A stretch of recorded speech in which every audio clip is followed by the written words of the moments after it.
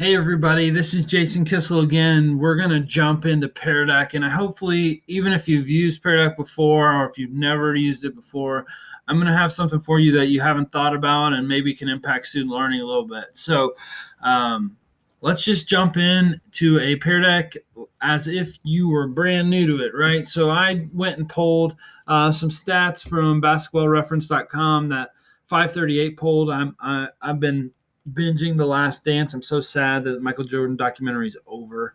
It was so good. I might have to watch it again. But I just pulled this real quick. But besides that, it's a brand new slide deck, right? So I'm just going to click on add-ons, and I have Pear Deck right here. If I don't have that, I'm going to click Get Add-ons, and I'll find Pear Deck probably on the front screen, or if I type it in, I'll find it right away, right? And I can open the Pear Deck add-on. Now, that works just fine, but let's say you like Pear Deck a lot and you're like, wow, I would really like to have Pear Deck right there. If you get the Pear Deck Power Up from the Chrome Web Store, it helps kind of optimize videos and GIFs in your Pear Deck slides. It also puts that little pair right there, the little Perry right there. It might work just with the add-on, but I know for sure if you have the Power Up, it works. So I add that extension, and now I can just click on the Pear Deck, and it will always pop up in this menu, right? And the easiest thing to do if you've never done Pear Deck before is take something that you've already taught in Google Slides, or take content that you typically lecture or is very teacher directed in nature, and pop it into some Google Slides. Don't worry about formatting it all pretty real quick. I have a lot of content from my teaching days that unfortunately was more teacher-centered than student-centered. Struggled sometimes with the student-centered aspect, teaching dividing polynomials, or trying to teach, kids about power in AP statistics. Sometimes it ended up being a little bit more lecture than I'd like. So Pear Deck can be really powerful for those types of lessons that you haven't fully made discovery-based or student-centered. So I'm going to go into our template library, and then I'm going to just kind of dig in here and see what we've got. So I love the beginning of lesson things. So let's just say I wanted to give them a little prompt to start with. So I'm just going to click on that slide. All it's going to do is it's going to pop open that slide in my slide deck. So I'm actually going to put that before mine. Okay, and I can actually change this. What have you thought about The Last Dance? Right, and then I can just get this prompt going about my Last Dance presentation that I would love to give, right? And if I want to, like, let's say I don't like this little image, right? I can get rid of that, and I can actually put myself in here, right? So let's say I have an image like a Bitmoji, or I've actually Funko Pop myself. If you don't know what Funko Pops are, that's fine. Oh, there I was. So I'm just going to insert myself here. Okay. And I'm going to make myself a little bit bigger, right?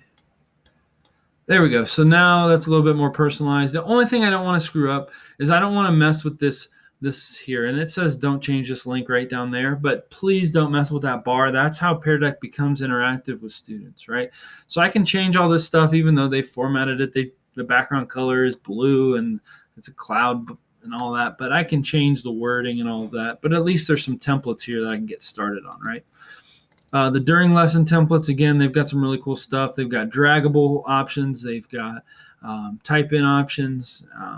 Just some really cool creative ideas. So you don't really have to come up with these little formative checks. You can just have Pear Deck kind of set it up for you. So let's say we need a stretch break, right? Especially in virtual learning, man, I could really use a more physical activity, that's for sure. And then I really love this layer right here. This I'm going to skip past a couple things. They're great, but social emotional learning. I've found that a teacher has to take on pretty much everybody's personality and everybody's emotions in every classroom every day. And so being able to know where your student's at is really, really powerful. So I'm going to click on this one. I'm going to kind of make light of this, but I would actually take a serious approach to these and include these in a lot of mine. And of course, some students will joke around just like I'm about to joke around, but ultimately I think they understand that you care. So can you imagine someone having different perspective than you on LeBron being the GOAT, right? Because I still think LeBron's the greatest of all time. It is what it is, right? Okay, and then there's a little draggable icon, so when they play along, they can put it on one of these three guys. And again, I could switch this to LeBron, like yes, no. I could switch these pictures if I wanted to, but I'm going to keep them. They're fine. Okay, so in its purest form, all you have to do is just use these templates, right, and start a lesson. That's it. Okay, but let's say you already have some content. Like I have this graphic from 538 about some different statistics, and I want to ask the kids something about it, right?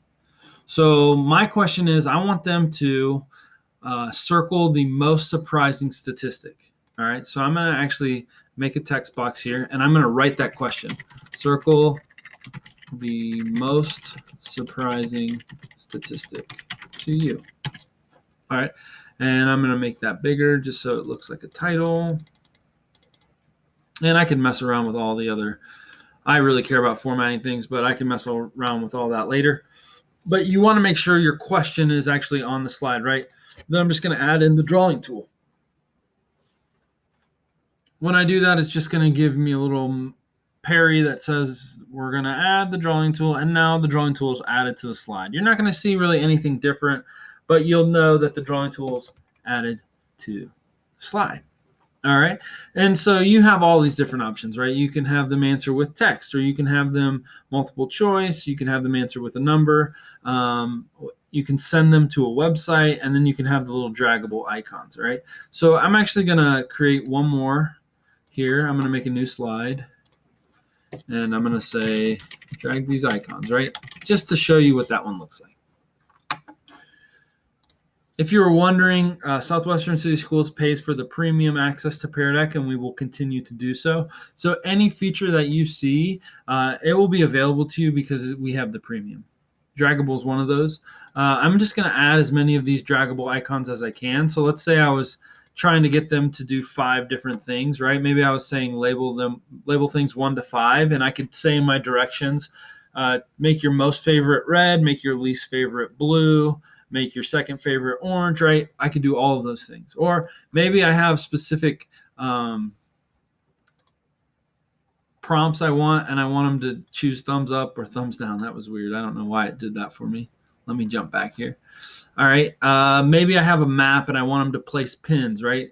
And I really like the fact that I could go in here on this drag these icons. And I can change the pin color. I can give them directions in the colors, right? So I can say, like, make sure the green goes to your favorite sports team's city, right? And I could have a map behind there, and they could just drag that on there. And then I could say, make sure the red goes somewhere. I think it's so cool that they could interact in that way, right? So I have all these different little icons they can pick from. If I'm doing a math-based lesson, I could have them do greater than, less than, or equal to, not equal to, congruent. So pretty cool. Some basic numbers there for littles, or for any kid, really. You can change the size of it, right? So you can kind of see what that would look like. And then, a house, a building, a fish, just there's not a million different things here, but there's enough, right? So if you wanted to, you could mix it up a little bit, right? I could also make them all the exact same color if I'd like, right? So if there were 3 unique icons, I could just say, make sure the check mark goes here, here, here. All right, so when I update that slide, I won't see those icons when I'm on this screen. I see them down here in the toolbar, but students will see the icons pop up, right, when they start the lesson. Okay, cool. Another thing that's brand new to Pear Deck is adding audio. So this can be really helpful if you need to annotate something for students. So let's say you want to give them audio directions in addition to whatever they see on the screen. The way that works is when the student opens the slide in the bottom right corner here, they're just going to see play audio, right? So I can just add audio directly to my slide, which is really awesome. All right, so it's going to pop open this. Going to ask me to allow my microphone, and now I'm recording audio onto my Pear Deck slide. I'm going to save it, and I'm going to add it to my slide. All right, and then there's this little tag that goes up in the top right that just says there's audio on that slide. Right, when I'm done adjusting my lesson however I want, right, I've added enough slides. Pear Deck suggests that you don't have over 15 slides, so that's kind of a rule of thumb. Some of us want to put 40, 50 slides on, but shorter and sweeter. That's what Pear Deck would recommend as a company. That's their belief in terms of instruction. All I'm going to do from this slide deck is I'm going to click Start Lesson. Make sure you don't click Present here, because then you're just presenting it just like Google Slides. You need to click Start Lesson from the Pear Deck add-on. When you do that, it's going to give you this option. So if you haven't used Pear Deck in a while, this wasn't an option in the past that showed up right away. You had to go find it. But now, because of remote learning, they've put this right into the first thing you choose: student paced or instructor paced. Student paced, real quick, is just a way for students to click through the slides as they would want to click through them. You're not limiting them to which slide they're on. They're free to do it asynchronously. It works great for remote learning or blended learning. Instructor paced is more of the idea of when we're in class together, we want everybody on the same slide. The instructor moves us through the slides, and we can talk about each one of the slides in a discussion-based setting. If you're able to teach synchronously online, then this works pretty well. Otherwise, student-paced is the way to go. I'm going to choose instructor-paced just so you can see what this looks like. All right, and it's going to load this up here. It's going to make me log in real quick because I haven't logged in a while. Once I log in, it's going to give me the option to share out the code with my students. So what I would do is I would just tell them to go to joinpd.com, whatever that may be. Okay. It does not like that I'm recording over top of this. Joinpd.com, and tell them to type in the code. Okay, CIPIW, right? You can give students a link, or you can invite them using Google Classroom. I just find it to be just as easy to just type joinpd.com and type in those letters, right? We'll talk about the settings in just a second for teachers. Okay. If I need to get that back, I can click here. I can just click out of it, right? If I need to put a new question in the middle of my Pear Deck, I can just type in a new prompt. If I need to lock everybody so they can't move between screens, I can do that. Or maybe I don't want them to be able to respond anymore. Okay, and then I can also open the teacher dashboard here. I can also turn on student paced. If I have it in instructor paced, I can turn on student paced. The important thing is at the end, you want to make sure you end the session. So if it's instructor paced, then you probably end it at the end of class. Otherwise, you'd leave it on until you told your students you were done, right? So I'm going to actually end this session. And we're going to jump over to peardeck.com so we can look at some of the settings that peardeck.com has to offer. All right, I'm in peardeck.com, and I'm going to try to keep this part shorter if I can. So let's go to teacher login here. Okay, if you've already logged in with your Google account, it's going to log you right in. You're going to see a little crown because you're a premium member, and that's great. So I'm going to actually go into my account from here, and then I'm going to go to settings. Okay, there's a few things that you just want to turn on or turn off depending on your class. So classroom climate, these will just put in those beginning of lesson checks and end of lesson checks automatically into your Pear Deck. You don't have to add those slides in. It will just automatically do it. It'll be the first slide and the last slide, right? And you can check for a couple different things. If I have that turned on, I can check for mood, feedback, or both, right? So I actually don't use that. I just add the templates when I want them. The immersive reader is really cool. It will allow students to use Windows Immersive Reader regardless of what device they're on. It will translate for them. It will read it out loud for them. It's a really powerful tool. I highly encourage you to at least turn that on just so students have that accessibility. You can sync with Google Classroom. I have that turned on, although I don't use it too much. It works all right. You might want to click on that Learn More when you're in those settings if you're really interested in that.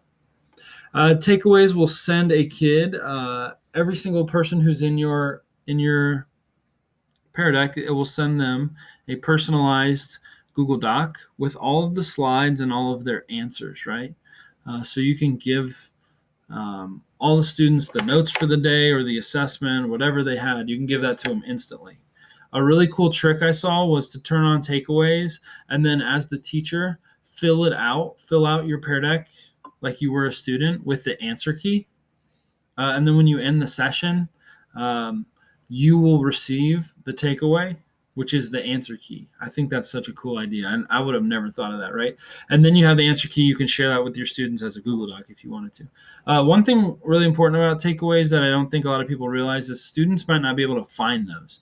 You might assume they'd be able to find them, but I've worked with a lot of students who had no idea where the takeaways were. So just maybe show them in their Google Drive where they could find those or how they could search for the takeaways when you do a Pear Deck if you have that turned on. The last one, you probably want to require logins. Just helps students be accountable. I have that turned on if I'm working with students. I have that turned off if I'm working with teachers, and I just let them join anonymously. If you have it turned off, they join as random avatars. So that's the way that works. Okay. The other thing I wanted to show you is if you go into the Sessions tab, you can see all of the sessions that you currently have active, so things that had just closed, or you can see older sessions as well, right? So you can see all my old sessions, and you can restore them if you would like, if they're archived. But I really want to show you this teacher dashboard view. So a lot of times that will pop up when you first start presenting. I always close it out because it's a little bit overwhelming for people. But the way that this was designed to work was that this would be on a third device. So a student would be doing something on one device. A teacher would be presenting the Pear Deck on the projector, and then the dashboard would be kind of what the teacher maybe would be controlling the Pear Deck from using their Chromebook or their phone, some other device, right? So if I'm in a instructor mode right now, if I was in instructor mode and I was switching between these screens on this view, then my students would switch between these views as well, right? So this question was, tell me something great that happened today, and I answered, I pickled red onions. I can star that answer if I would like, so I can keep those starred answers. I can also leave feedback for this student, which I've never, that's brand new. I've never used that with students because I haven't had the opportunity to yet. But let's say that's awesome. I love those on tacos. Right? And then I can send this feedback. Which is really cool. I can just send feedback right to a student. And when they're on, they'll get the feedback when they're on that slide, which is really cool. I can also see the overlay of people's answers. So because there's only one person that's answered, it just shows Jason Kissel has answered with this, right? If I do the grid layout, I can see everybody's answer, and then I can also do the overlay. All right. So this is just another way that you can really see everybody's responses. It's a good way, since the projector view is anonymous, you don't know who's writing what. This is a good way for accountability's sake if you wanted to go in and actually look at student work, right? If you were looking to grade something, you could organize by grid, and then you could quickly see everybody's name, and you could give them credit for whatever, or you could go into the list layout and just go down by name. So just one more thing that maybe people don't always use in Pear Deck that I think is really helpful.